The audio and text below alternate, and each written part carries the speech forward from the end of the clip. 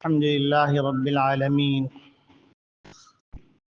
والصلاة والسلام على أشرف الأنبياء والمرسلين وخاتم النبيين محمد وعلى آله وصحبه ومن تبعهم بإحسان ودعا بدعوتهم إلى يوم الدين. أما بعد، فأعوذ بالله من الشيطان الرجيم. بسم الله الرحمن الرحيم. قال الله تبارك وتعالى: فسبح بحمد ربك واستغفره إنه كان توابا. وقال النبي صلى الله عليه وسلم: سبحان الله وبحمده سبحان الله العظيم، أو كما قال عليه الصلاة والسلام. میرے محترم بزرگوں، عزیز دوستوں، دینی اسلامی بھائیوں، میں نے سورۃ النصر کی آخری آیت تلاوت کی ہے، جس میں اللہ رب العالمین ارشاد فرما رہے ہیں: فسبح بحمد ربک واستغفر انہ کان توابا، کہ آپ اپنے پروردگار کی تسبیح بیان کریں اور اس کے سامنے استغفار کریں، کیونکہ اللہ رب العالمین بہت توبہ کرنے والے اور رحم کرنے والے ہیں۔ ظاہری حکم تو بہت آسان سا ہے کہ اللہ کی تسبیح بیان کی جائے اور اللہ کے سامنے استغفار کیا جائے، لیکن جب اس میں غور کیا جاتا ہے تو انسان تعجب میں پڑ جاتا ہے کہ نبی اکرم صلی اللہ علیہ وسلم، جس نے 23 سالہ زندگی کے اندر جزیرۃ العرب کا نقشہ تبدیل کر دیا، کہاں معاشرے کا یہ حال کہ ایک جنگ ہے، اس کا نام حرب بسوس ہے، اور وہ جنگ شروع ہوئی صرف ایک چوزے کے دوسرے کے کھیت میں جا کے دانہ چگنے کے اوپر، اور یہ جنگ چلی 40 سال۔ باپ مرتا بیٹے کو نصیحت کر جاتا، بیٹا مرتا تو پوتے کو نصیحت کر جاتا، یہ جنگ چلتی رہی، خون کی ندیاں بہہ رہی تھیں۔ انسان جو اشرف المخلوقات ہے، وہ انسان پامال ہو رہا تھا صرف ایک چوزے کی غلطی کے اوپر۔ اس سے آپ کو نبی کریم صلی اللہ علیہ وسلم سے بعثت سے پہلے انسانوں کا زمانہ سمجھ میں آ جائے گا کہ انسان کتنی پستی میں گر چکا تھا۔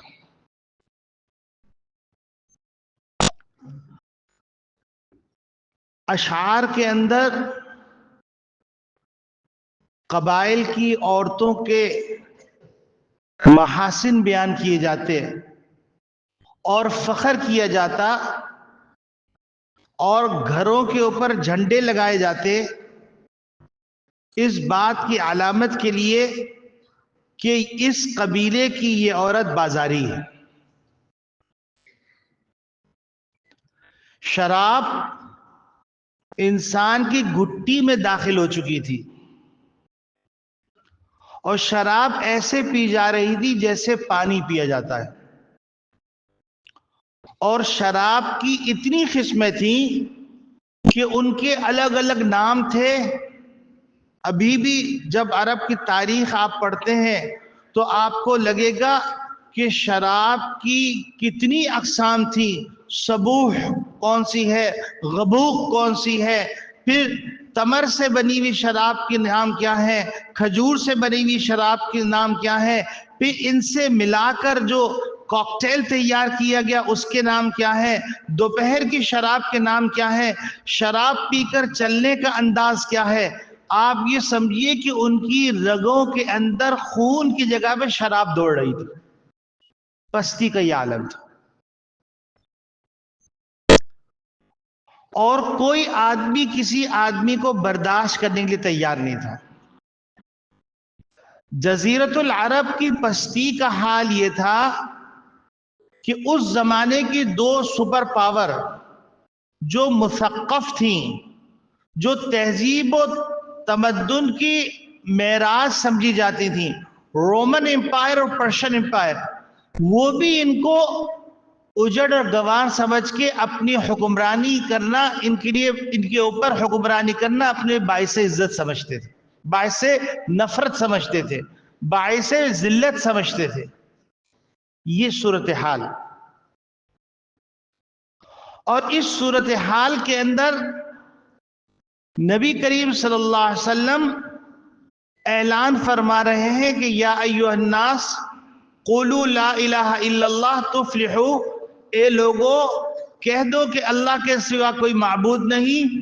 تم نے 360 بت بیت اللہ کے اندر رکھے ہوئے ہیں. کوئی بارش کا بت ہے، کوئی خوشحالی کا بت ہے، کوئی غربت کے دور کرنے کا بت ہے، کوئی مال کے آنے کا بت ہے، کوئی اولاد کا بت ہے، کوئی سبزہ اگانے کا بت ہے، کوئی عزت دینے کا بت ہے، کوئی ذلت سے بچانے کا بت ہے. بتوں کی تم نے قسمیں بنا چکی تھی اور تم اس لفظ کو سننے کے لیے تیار نہیں تھے کہ لات کی بے عزتی کی جائے، منات کی بے عزتی کی جائے، عزا کی بے عزتی کی جائے.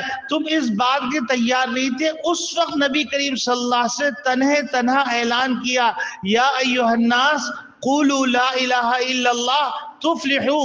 اے لوگوں کہہ دو کہ اللہ کے سوا کوئی معبود نہیں، اللہ کے سوا کوئی پالنہار نہیں، اللہ کے سوا کوئی رزاق نہیں، اللہ کے سوا کوئی مہیمن نہیں، اللہ کے سوا کوئی خالق نہیں، اللہ کے سوا کوئی مالک نہیں، اللہ کے سوا کوئی بدیع السماوات والارض نہیں، اللہ کے سوا کوئی خالق دو جہاں نہیں، اللہ کے سوا کوئی رحمان نہیں، اللہ کے سوا کوئی رحیم نہیں، اللہ کے سوا کوئی جبار نہیں، اللہ کے سوا کوئی قہار نہیں، اللہ کے سوا کوئی عدل نہیں، اللہ کے سوا کوئی علیم نہیں، اللہ کے سوا کوئی مہیمن نہیں، اللہ کے سوا کوئی ستار نہیں، اللہ کے سوا کوئی غفار نہیں، اللہ کے سوا کوئی ارحم الراحمین نہیں. یہ ایسی آواز تھی جو اس سے پہلے کسی نے سنی نہیں تھی. یہ نبی کریم صلی اللہ علیہ وسلم کی دعوت کا آغاز ہو رہا ہے. اس پورے پس منظر کو میں بیان کر رہا ہوں تاکہ فسبح بحمد ربک واستغفر کا مطلب سمجھ میں آ جائے. چھوٹی سی آیت ہے لیکن اس کے اندر اللہ رب العالمین نے دریا کو کوزے میں بند کر دیا.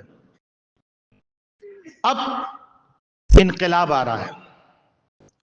وہ لوگ جو بتوں کے سامنے سجدہ کیا کرتے تھے، اپنے لیے باعث افتخار سمجھتے تھے، اب ان کے لیے یہ بات مشکل ہو گئی کہ کلمہ کفر کہیں. پھر ظاہر سی بات ہے حق کی دعوت کے مقابلے باطل کی دعوت نے اپنا زور پکڑا اور اللہ کی اس دعوت کو، نبی کی اس دعوت کو قبول کرنے والوں کو ایسی ایسی اذیتیں دی، ایسی ایسی اذیتیں دی کہ آسمان اور چرخ بری کانپ اٹھا، زمین تھرتھرا اٹھی. اس کے اندر آپ دیکھیں گے حضرت عمار بن یاسر نظر آتے ہیں، حضرت سمیہ نظر آتی ہیں، حضرت خبیب نظر آتے ہیں، حضرت خباب نظر آتے ہیں، حضرت صہیب رومی نظر آتے ہیں اور بڑے بڑے صحابہ نظر آتے ہیں جنہوں نے ایسی ایسی تکالیف برداشت کی، ایسی ایسی تکالیف برداشت کی کہ ان تکالیف کا تصور کرنا مشکل. حضرت بلال حبشی رضی اللہ تعالی عنہ کے گلے میں رسی ڈال کر ان کو جانوروں کی طرح گلی میں گھسیٹا جاتا تھا. یہ حضرت بلال وہی ہیں کہ جب نبی کریم صلی اللہ علیہ وسلم کے وصال کے بعد آپ صلی اللہ علیہ وسلم کا دیدار نصیب ہوا، شام چلے گئے تھے تو خواب میں نبی کریم صلی اللہ علیہ وسلم نے فرمایا کہ اے بلال تم ہم سے ملنے ہی نہیں آتے.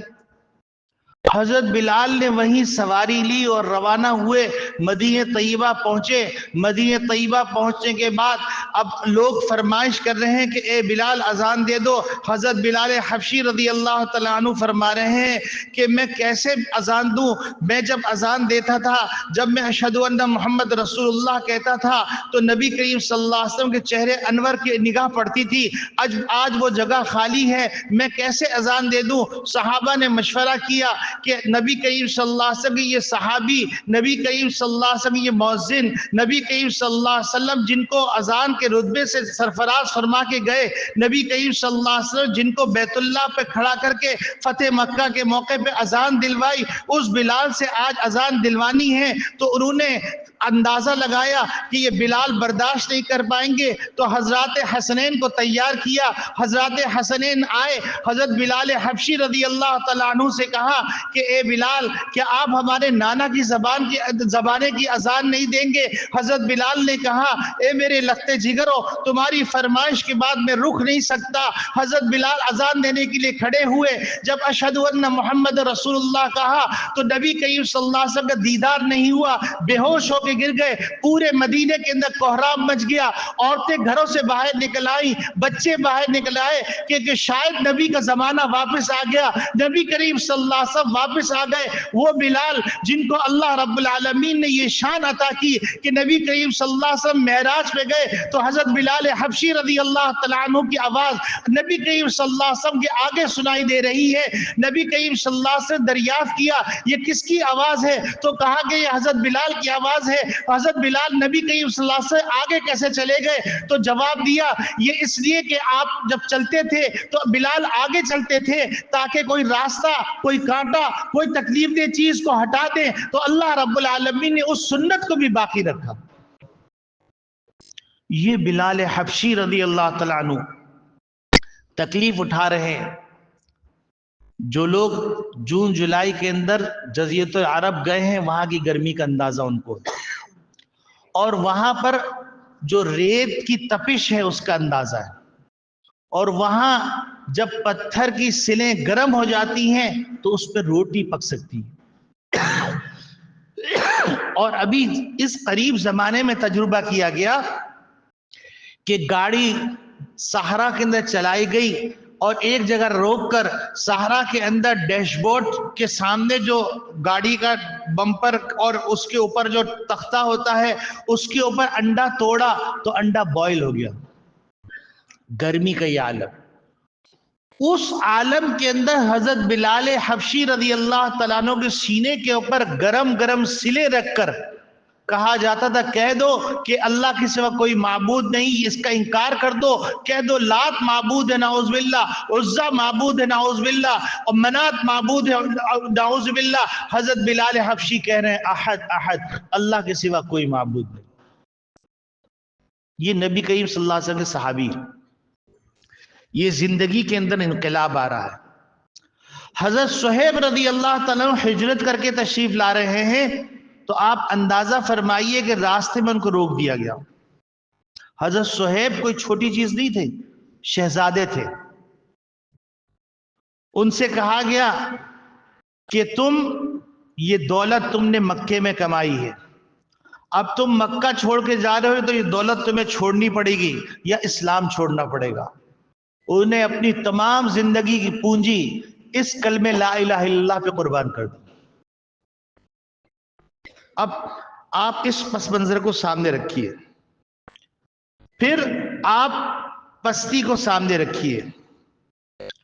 اب آپ دیکھیے اوس و خزرج جو ایک دوسرے کے خون کے پیاسے تھے، وہ اوس و خزرج آج نبی کریم صلی اللہ علیہ وسلم کے معجزہ ہے کہ جو ایک چوزے کے اوپر لڑ رہے تھے وہ اپنی زمینیں مہاجر صحابہ کو حوالے کر رہے ہیں، کہہ رہے تم آئے ہو، نبی نے تم کو ہمارا بھائی بنایا ہے تو آدھا مال تمہارا آدھا ہمارا۔ اور مہاجر صحابہ کی خودداری کا عالم دیکھیے، وہ کہہ رہے ہیں کہ تمہارا مال تم کو مبارک ہو۔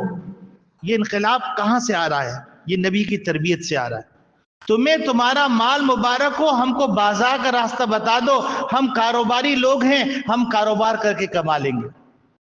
اور پھر صرف یہ نہیں کہ یہ جذباتی بول تھا، کمال دیکھیے، کماتے ہیں پھر وہ عبد الرحمن ابن عوف کہلاتے ہیں، وہ پھر عثمان غنی کہلاتے ہیں، پھر وہ ابو بکر صدیق کہلاتے ہیں رضی اللہ عنہم اجمعین۔ اس تفصیل میں نہیں جا رہا ہوں کہ کس کے کیا اللہ تعالی نے نوازا تھا اور کس مقام پہ پہنچایا تھا، صرف اتنا عرض کر دوں کہ آج بھی حضرت عثمان غنی رضی اللہ تعالیٰ عنہ کا وقف چل رہا ہے۔ حضرت عثمان غنی رضی اللہ تعالیٰ عنہ کے وقت کو مینٹین کرنے کے لیے پورا ایک بینک بنایا گیا ہے، وہ بینک آج بھی کام کر رہا ہے۔ حضرت عثمان غنی، یہ عثمان غنی ہے۔ یہ انقلاب زندگی میں۔ دوسری طرف زندگی میں انقلاب دیکھیے، حضرت انس رضی اللہ تعالیٰ عنہ فرماتے ہیں کہ شراب کی محفل سجی ہوئی تھی اور شراب پی جا رہی تھی، شراب پی رہے ہیں اور شراب ان کی گٹی میں پڑی ہوئی، شراب حرام نہیں ہوئی تھی، پی جا رہی ہے۔ حضرت انس رضی اللہ تعالیٰ عنہ خدمت انجام دے رہے ہیں، جیسے مہمان کو میزبان پیش کرتا ہے یا میزبان کا کوئی شاگرد یا کوئی مرید یا کوئی متعلق فرد میزبانی کے فرائض انجام دیتا ہے، اس وقت حضرت انس رضی اللہ تعالیٰ عنہ فرماتے ہیں کہ میں میزبانی کے فرائض انجام دے رہا تھا، گلی میں آواز آئی، الا ان الخمر قد حرمت، خوب دھیان سے سن لو، شراب حرام ہو گئی ہے۔ تو حدیث میں آتا ہے، حضرت انس فرماتے ہیں جس کے منہ کے اندر شراب کا گھونٹ تھا اس نے حلق سے اتارا نہیں، وہیں کلی کر دی۔ اس کو سمجھنا ہو نا تو آپ ان لوگوں سے پوچھئے جو پان تمباکو والا کھاتے ہیں، ان سے کہیے تمباکو کا پان چھوڑ دو تو چھوڑنا مشکل ہوگا، کہیں گے سر میں درد ہو جاتا ہے۔ ان سے پوچھئے جو نسوار استعمال کرتے ہیں کہ نسوار اگر استعمال نہ کریں تو ان کی کیفیت کیا ہوتی۔ شراب اس سے بہت بڑے درجے پہ، اور جو بچپن سے شراب پیتے آ رہا ہو اس کے خون کے شریانیوں کے اندر خون کی جگہ پہ شراب تیر رہی ہو تو آپ اندازہ کیجئے ان کے لیے کتنا مشکل ہے کہ شراب کا گھونٹ منہ کے اندر ہے، وہ حلق سے اتار نہیں دے، پھینک دے رہے۔ یہ انقلاب آ رہا ہے۔ اور جس کے ہاتھ میں شراب کا پیالہ تھا وہ پیالہ توڑ دیتا ہے۔ حضرت انس رضی اللہ تعالیٰ عنہ فرماتے ہیں کہ شراب کا کاروبار کرنے والے، شراب کا استعمال کرنے والے، انہیں سارے مٹکے انڈیل دیے۔ مدینے کے گلیوں میں شراب ایسے بہ رہی تھی جیسے برسات کا نالا بہ رہا ہو۔ یعنی گویا کہ صرف یہ نہیں کہ مزاج پہ حملہ ہوا بلکہ ان کی معیشت پر حملہ ہوا۔ ان کی بہت بڑی معیشت شراب سے چل رہی تھی، انہوں نے سب کچھ قربان کر دیا۔ وَيُؤْثِرُونَ عَلَىٰ أَنفُسِهِمْ وَلَوْ كَانَ بِهِمْ خَصَاصَةٌ۔ یہ ایسی مثال ہے جو دنیا کوئی پیش نہیں کر سکتی۔ اور وہ لوگ جو بغیر نکاح کے کئی عورتوں سے تعلقات قائم کیا کرتے تھے، حضرت مزدسر رضی اللہ تعالیٰ عنہ ایک صحابی ہیں، وہ مدینہ طیبہ سے مکہ مکرمہ تشریف لاتے ہیں تو ان کی ایک پرانی سہیلی ہے، وہ ان کو دعوت دیتی ہے کہ تم اتنے عرصے بعد آئے، تم جانتے ہو کہ میری محبت اور تمہاری محبت کا کیا عالم تھا، کیا معراج تھی۔ لیلا اور مجنوں کی محبت اس کے سامنے ہیج ہے، فرحاد اور شیرین کی محبت اس کے سامنے ہیج ہے۔ آج اتنے عرصے بعد ملاقات ہوئی ہے، آؤ ہم اپنی پرانی یادیں تازہ کریں۔ حضرت مدثر فرماتے ہیں کہ ہمارے زندگی کے اندر انقلاب آ چکا ہے، میں نے نبی کے ہاتھ میں دست حق پرست میں بیعت کر لی ہے، اب میں جب سے نبی صلی اللہ علیہ وسلم سے نہیں پوچھوں گا اس وقت تک میں تمہارے قریب نہیں آ سکتا۔ تو وہ کہتی ہے چلو تم مجھ سے نکاح کر لو۔ نبی کریم صلی اللہ، وہ کہتے ہیں میں نکاح بھی اس وقت کروں گا جب نبی کریم صلی اللہ علیہ وسلم مجھے اجازت دیں گے۔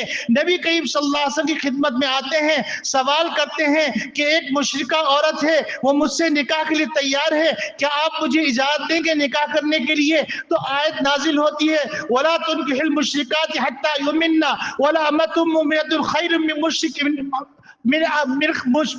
मुशरिकतिन, ये आयत नाजिल होती है, हजरत मुदस्सिर जाके इनकार कर देते हैं। इतना बड़ा इनकलाब, आप अंदाजा कर सकते हैं। दो नशे हैं जो सर चढ़ के बोलते हैं, एक शराब का नशा है, एक औरत का नशा है। ये इंसान की जिंदगी के अंदर इनकलाब आ गया, और ये इनकलाब लाने वाली जात कौन सी है? वो मोहम्मद नबी सल्लल्लाहु अलैहि वसल्लम की जात है। वो मुद्दत कितनी है? वो 23 साल का अरसा है। नबी करीम सल्लल्लाहु अलैहि वसल्लम फिर 23 साल के अरसे के अंदर गज़वे बदर भी होता है, गज़वे उहद भी होता है, गज़वे खंदक भी होता है, गज़वे हुनैन भी होता है। इस 23 साल मुद्दत के अंदर गज़वे औतास भी होता है, फतेह मक्का भी होता है। फतेह मक्का पर नबी करीम सल्लल्लाहु अलैहि वसल्लम तशरीफ लाते हैं। वो लोग जिन्होंने नबी करीम सल्लल्लाहु अलैहि वसल्लम को तकालीफ दी थी, सहाबा को तकालीफ दी थी, नबी करीम सल्लल्लाहु अलैहि वसल्लम को कांटे बिछाए थे रास्ते में, जिनके ऊपर ओजड़ी रखी थी, वो खौफ से थरथरा रहे हैं। वो समझ रहे हैं कि आज नबी करीम सल्लल्लाहु अलैहि वसल्लम हमारा सर कलम कर देंगे। नबी करीम सल्लल्लाहु अलैहि वसल्लम इस तरह तशरीफ ला रहे हैं, सर झुका हुआ है और अल्लाह की हमदो सना कर रहे हैं। फतेह मक्का के मौके में तशरीफ लाते हैं और तशरीफ फरमा होकर फरमाते हैं, मैं आज तुमसे वो बात कहूंगा जो मेरे भाई यूसुफ ने कही थी अपने भाइयों से, ला तस्रीब अलैकुमुल यौम, आज तुम पे कोई मलामत नहीं। अब इस पूरे पस मंजर को सामने रखिए। फतेह मक्का हो गया, और फतेह मक्का के बाद हुक्म आ रहा है, ए नबी दो काम कीजिए।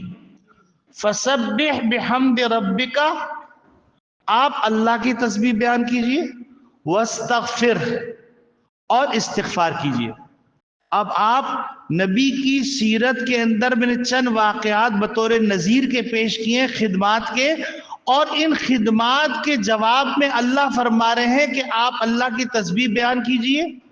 ये तो चलिए समझ में आता है कि अल्लाह ने फतेह मक्का का मौका अता किया तो अल्लाह का शुक्र अदा किया जाए, लेकिन वस्तगफिर, इस्तिगफार कीजिए, कोई गुनाह किया था? तो हजरत डॉक्टर अब्दुल्लाही साहब रहमतुल्लाह अलैह फरमाते हैं, ये असल में अल्लाह ने शैतान की कमर तोड़ने का तरीका बताया। क्योंकि शैतान जो है, जब इंसान इबादत करता है तो शैतान इंसान के उजुब पैदा करता है कि मेरा कमाल है। तो कहा जा रहा है, ज़ालिका फ़ज़्लुल्लाहि युतीहि मन यशा, अल्लाह की तस्बीह बयान कीजिए, आपकी तवज्जो अल्लाह की तरफ होनी चाहिए, आपका कोई कमाल नहीं। ई सआदत बज़ोर बाजू बज़ोर शमशीर नीस्त, ये सआदत तलवार से हासिल नहीं की जा सकती, ये अल्लाह का फजल है। तो ये सुन्नत जारी हो गई कि जब भी कोई आदमी इबादत करे, कोई बड़ा काम करे, तो कहे अल्हम्दुलिल्लाह, और उसके बाद वस्तगफिर, अल्लाह का इस्तिगफार करे। क्योंकि शैतान इंसान को बहकाता है, तेरा सिजदा कैसा, तेरा रुकू कैसा, तेरा क़याम कैसा, तेरी तिलावत कैसी, तेरी तस्बीह कैसी, तू गंदा, तेरे तसव्वुरात गंदे, तेरे ख्यालात गंदे। तो अल्लाह ने कहा शैतान की कब्र तोड़ दो, वस्तगफिर, ए अल्लाह माअबदत हक़ इबादतिक, ए अल्लाह हम आपकी शान के मुताबिक इबादत कर ही नहीं सकते, और अल्लाह को हमारी इबादत की जरूरत भी नहीं है, हमको उसकी इबादत की जरूरत है। मारफना का हक का मारिफतिक, ए अल्लाह हम आपको पहचान ही नहीं सकते जैसे पहचानने का हक। तो बस 2 बज गए हैं, मैं अपनी बात को यहीं ख़त्म करता हूँ। कुछ वाक़यात और भी थे, फिर किसी मौके पे इंशाअल्लाह अल अज़ीज़। बस इतना अर्ज़ कर दूँ कि आज के बाद से हम जब नमाज से फारिग होंगे तो एक तो कहेंगे सुबहानल्लाह या कहेंगे अल्हम्दुलिल्लाह, और दूसरा कहेंगे अस्तगफिरुल्लाह। नबी करीम सल्लल्लाहु अलैहि वसल्लम का मामूल था, आप सल्लल्लाहु अलैहि वसल्लम नमाज से फारिग होने के बाद फरमाते थे अस्तगफिरुल्लाह अस्तगफिरुल्लाह अस्तगफिरुल्लाह, कि ए अल्लाह नमाज में जो कमी कोताही होगी उसको माफ कर दे। अब इस बात को सामने रखें, नबी के 23 साला दौर को सामने रखें, और फिर उसके बाद नबी को ये हुक्म दिया जा रहा है, इसको सामने रखें, और हमारे जितनी भी जिंदगी है उस दौर को सामने रखें, और तसव्वुर करें कि हमारे पास क्या चीज है अल्हम्दुलिल्लाह कहने के लिए, और हमारे पास क्या चीज नहीं है अस्तगफिरुल्लाह कहने के लिए। अल्लाह रब्बुल आलमीन हम सबको अल्लाह का शुक्र अदा करने की भी तौफीक अता फरमाए, और अल्लाह के सामने इस्तिग़फ़ार करने की भी तौफीक अता फरमाए। व आखिर दावाना अनिल हम्द।